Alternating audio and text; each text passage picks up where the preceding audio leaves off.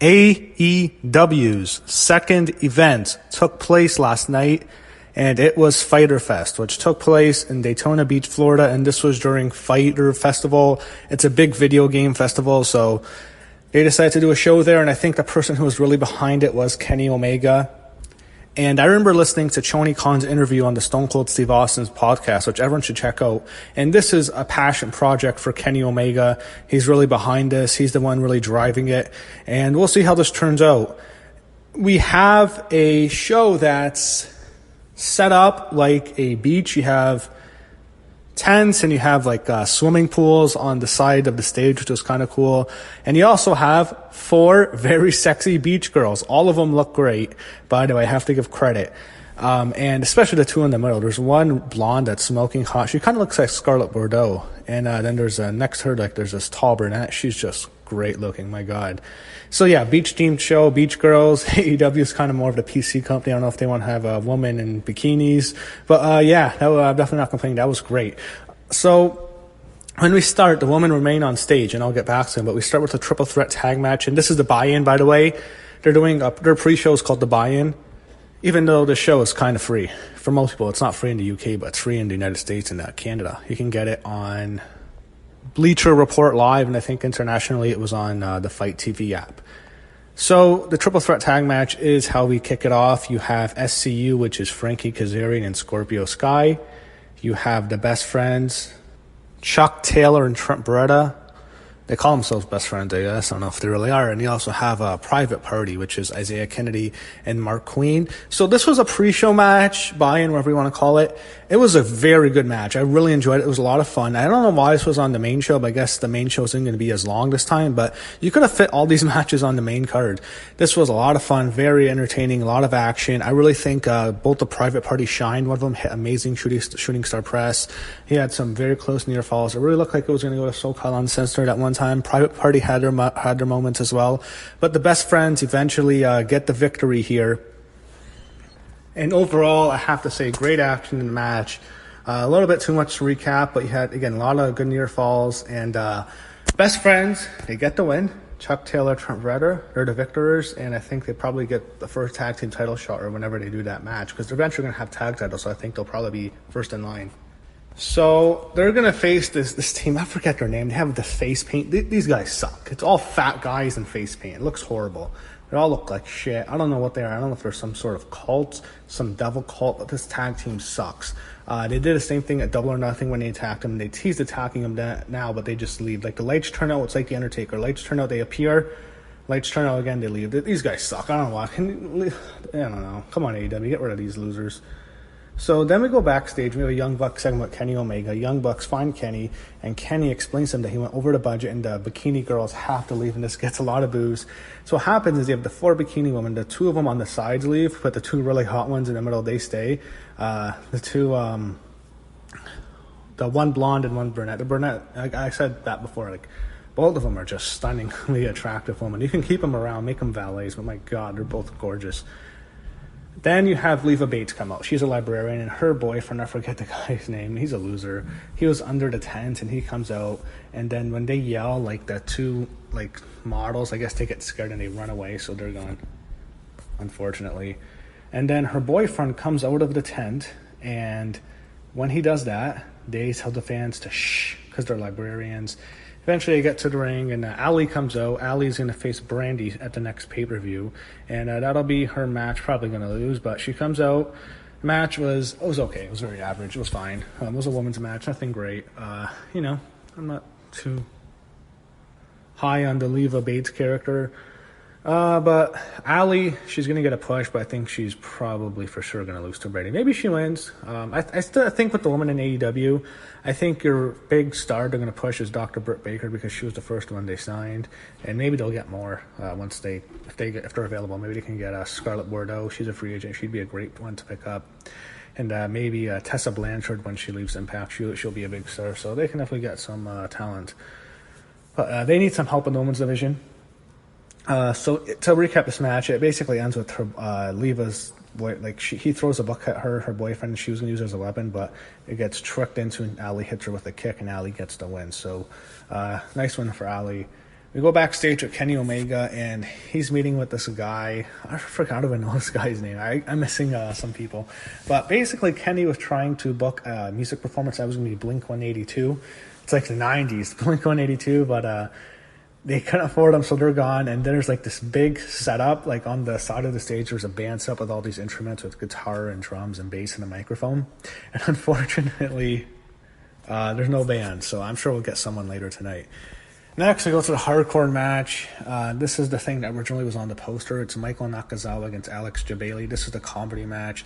Not a fan of this. I saw Jim Cornette's tweets. As predictably despised it. I think most people should. Yeah, this was kind of just a joke. I hate this fucking baby oil gimmick. It's fucking horrible. It's fucking so stupid. It's just a ridiculous gimmick. I can't stand it.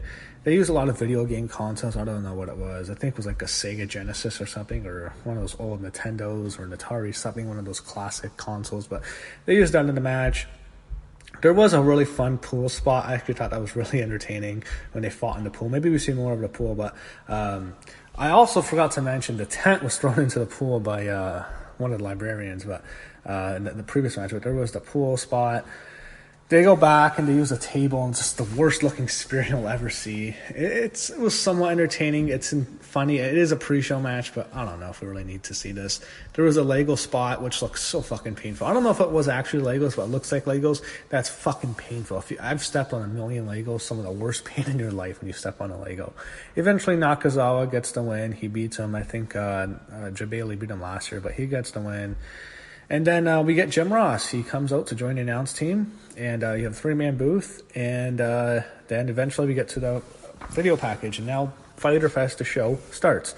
So the video package basically is a giant recap of Double or Nothing, and it just like previews Fyter Fest. It was a recap of Double or Nothing for like 95% of it, and it was just like a quick preview of Fyter Fest. And we're here. The show begins. We have Christopher Daniels against Cima, opening match. So this was okay. It was not great. It was a good match, not a great match at all. I enjoyed it for most of it. It was entertaining. Cima is someone who's going to be facing Kenny Omega at the Fight for the Fallen show. He's not winning that, but he needed to win. I don't know why I picked Christopher Daniels to one of my predictions. I wasn't thinking straight. I didn't even see the card for Fight for the Fallen, but it is Cima, so Cima has to win. He beats Daniels. Daniels, I think, is the head of talent relations, so he has a big job there. But makes sense for Cima to get the win. It was an okay match. It was good. It had some exciting parts. It was just okay. It wasn't great at all. It was a decent match. I think Kenny and Cima will have a great match at the next show, but this was not great. It was just good.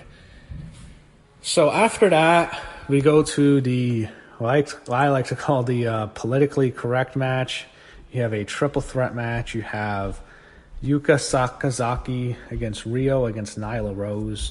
I actually missed a little bit of it. It was not bad. It was okay. It had some exciting parts. Look, Nyla Rose, I mean, it's a man. Like he. So you had Nyla Rose against Riho against Yuka. I like Riho a lot. She's unbelievably cute. She can be a star. She has just a great look to her. And I like Yuka too. But like this whole Nyla Rose thing, why do you have to sign a transgender wrestler? It's like we know she's just there because the reason she's there is for political correctness, for social justice warrior, progressive, oh look, we're all inclusive. We have a transsexual wrestler. If there was a great transsexual female wrestler, I don't care. Sign her. I was like, it's not good. She's ugly. She's I don't mean like personally, but like she just doesn't have a good look. When she comes out, you just look at her shoulders. It's like, oh my god. The idea that a man and a woman are not different, it's like, what in the actual fuck? It's a penis, man. It's like, oh, Jesus, the testosterone. I hate the look of it. It looks like shit. She's a horrible wrestler. She's there just because she's transgender. He's there because he's transgender. That's the only reason. If it was a great transgender wrestler, I don't have a problem with them being signed, but they're signed just because that's Cody probably behind us. This is what it's about. It's like, oh my God. It's just shoving their political views down everyone's throat. Anyway, and I don't hate the match. It was okay. It was not a bad match. I liked it. I think it would have been a great singles match with just the other two. I was thinking the same thing at the last show at the Double or Nothing. If Nyla Rose wasn't there, and everyone's match was just Britt Baker and Allin with Awesome Kong, even Awesome Kong's Limited, that would have been really good. I mean, I love Awesome Kong. I would like to see more of her. But Yeah, it is, social justice warrior, Cody Rhodes, SJW. That's what you get. But I think they do know Riho is a star. She's unbelievably cute. She gets the win. Good for Riho. And hopefully she gets a decent push. I guess her, maybe Britt Baker, Allin, Kylie already have some decent talent, but I don't think they have really that top worker yet, and I think that the women's division can improve, but it's just started. So up next,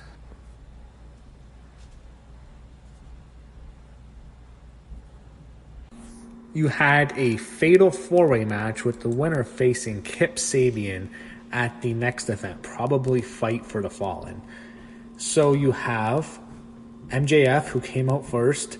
He was the biggest heel on the show, by far. He absolutely ripped into the crowd, and what the crowd was a video game convention, so he just tore them apart. Called them virgins, called them mama's boy, say you're in your mom's basement, say your mother swallows, ripped into him. Typical, high school jock kind of stuff. But he's a very good heel. I've heard some people say he's like The Miz. I don't know if I see that, but I think he has that really douchebag type of feel to him. He's really annoying, and he's really good. And he's going to be the kind of heel people will really want to see get beat up. So he's doing well. But I have to say, I'm going to go on a rant about him. Not with this, but later in the show, it kind of annoyed me. You had Jungle Boy come out. And Jungle Boy, as I said, I've said this before, he is the son of the late Luke Perry. He was an actor who passed away earlier this year. You have Jimmy Havoc, who I'm not a fan of. What is this guy? Some emo high school guy? What the fuck? He's got arms smaller than some of the female talent. He is a joke. I don't take Jimmy Havoc seriously at all. Then you have the big star, Adam Page, who is going to face Chris Jericho at the All Out show for the title. I think he'll face Kip Sabian at Fight for the Fallen. For this match, I was disappointed. I thought this was going to be a great match. I looked at four guys who can all work. They're all very capable, and they had a good match. They had some botches, and it just turned into something that was just kind of there for me. I was not blown away at all. I thought the triple threat women's match was actually better. This was just a good match. You had a horribly badly botched moonsault by Jungle Boy. It was really bad. It looked like he was furious after it. It looked horrible. You had some excitement, but just not enough to get me down invested. And maybe it's because it's a show in which it's not a very important show. They don't want to burn the fans out for the main events. But I thought this could have been a lot better. I just thought it was good. I thought it could have been great, but it just turned to be a good match. So you have Adam Page finishing the match by pinning Jimmy Havoc, and it sets up a match with Kip Sabian. After that, we go to Cody against Darby Allin. Darby Allin is some sort of goth character. Like we have emos and goths in AEW. I mean, Jimmy Havoc's the emo, Darby's the goth. You had Cody Rhodes come out with Brandy, who looks stunning, as she always does, wearing a very revealing blouse. Looked great. Cody is someone who has stolen the show on the last two, not AEW, but AEW style show type of guys, the Allin and the Double or Nothing. At Allin, he stole the show with Nick Aldis, and then at Double or Nothing, he stole the show with Dustin. Both those matches were fantastic, especially the Dustin match. Here, he did not steal the show. This was a good match, just it was really slow. So when I realized how slow they were starting, I was saying to myself, this is going to be a long one. And it was. It was very slow at first, and it got good at the end. It had a brutal bump by Darby, and I did not like it.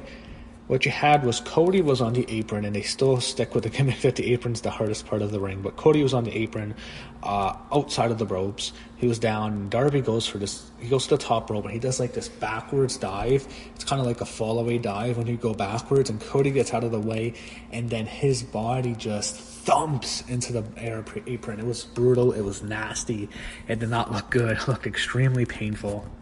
And they sold it well for a while, but then he gets back up and he wrestles. I think to myself, that's how that match would end. Cody just got him in the Rhodes and hit his finisher, and that's it. I sometimes get a little annoyed with that, but it would still look really bad. So it got really good near the end. You had a cool body bag spot. Cody even hits a disaster kick while he has Darby trapped inside the body bag, but Darby kicks out. And then we hear it has like 5 minutes left, and we hear 30 seconds left, 1 minute, then 30 seconds, and Cody's doing everything. It gets really fun near the end. It looks like Cody's going to put him away. He hits the crossroads. However, he hits it. It goes 1, 2, time runs out right before the ref was going to hit 3. It's a draw. I thought that's good. Added a lot of excitement. I liked how they had Justin Roberts announce the times. I think that's going to make AEW a lot of fun. I think that's something that you add to wrestling. You just add excitement to a match. That's really good. So after the match, it looks like the fans are going to demand that they go on for another 5 minutes. They're asking for it to continue. They're chanting overtime. And then all of a sudden, Shawn Spears comes out with a chair, and he nearly kills Cody with a sick chair shot to the head. It was nasty. It was cringe. It was just brutal. It was as bad as you'd see. I remember one of the worst ones was when The Rock hit Ken Shamrock in the fucking face. My God. I remember The Undertaker had probably the hardest chair shot. I remember once he would just lift up the chair and just smash it into you. I've seen some bad ones. This was up there. This was brutal. But then you have Dave Meltzer say that it was rigged, and he knows it because he talked to the guys before. And Dave Meltzer is supposed to be a journalist. And I actually like his radio show, but he's supposed to be a journalist. How does he know that? How does he know that? Why is he, as a journalist, knowing what's going to happen already? So, yeah, it was clearly a rigged spot. And Cody's busted over him from the back of the head, which was looked really bad.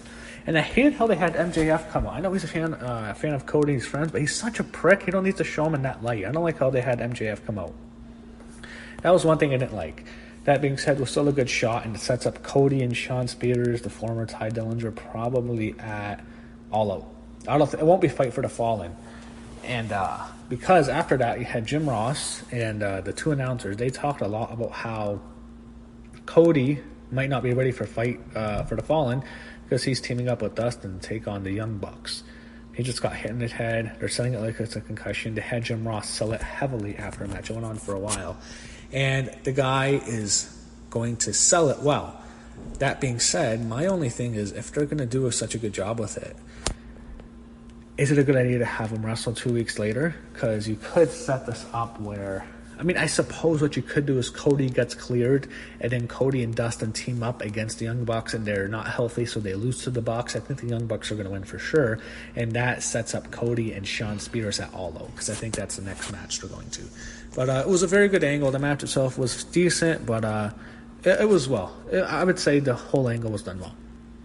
Next, we go to the main event that is sanctioned.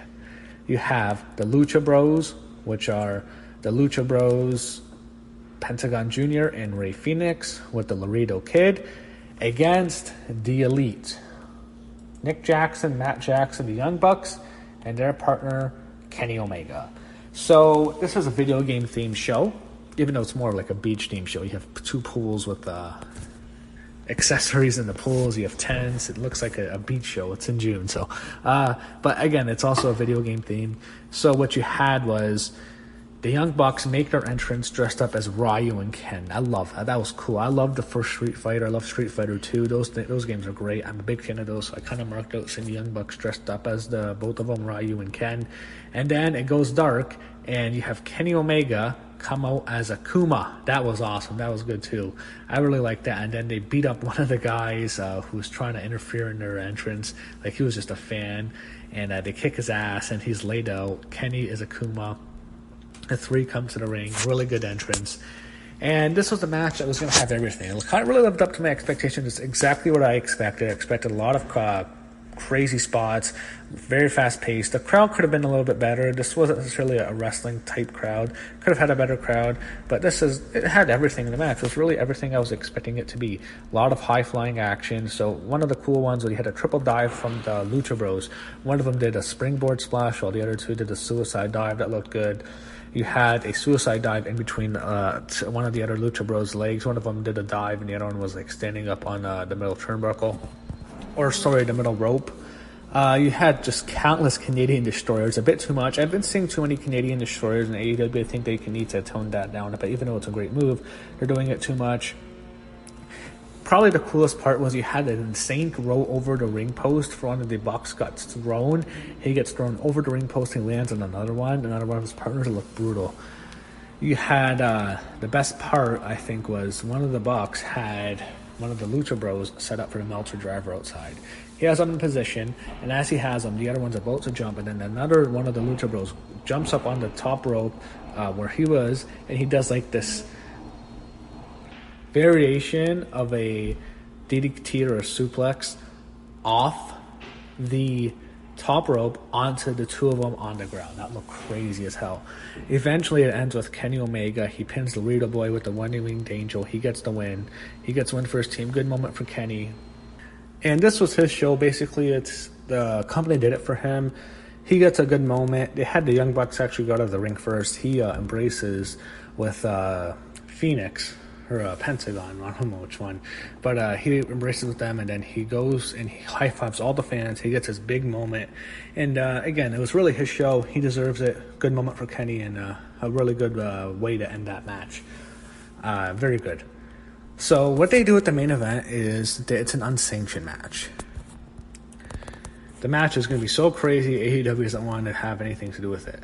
So what they do is they shut off the lights, and then when the lights come back on, it's the match. So the show ends, and then the unsanctioned match happens.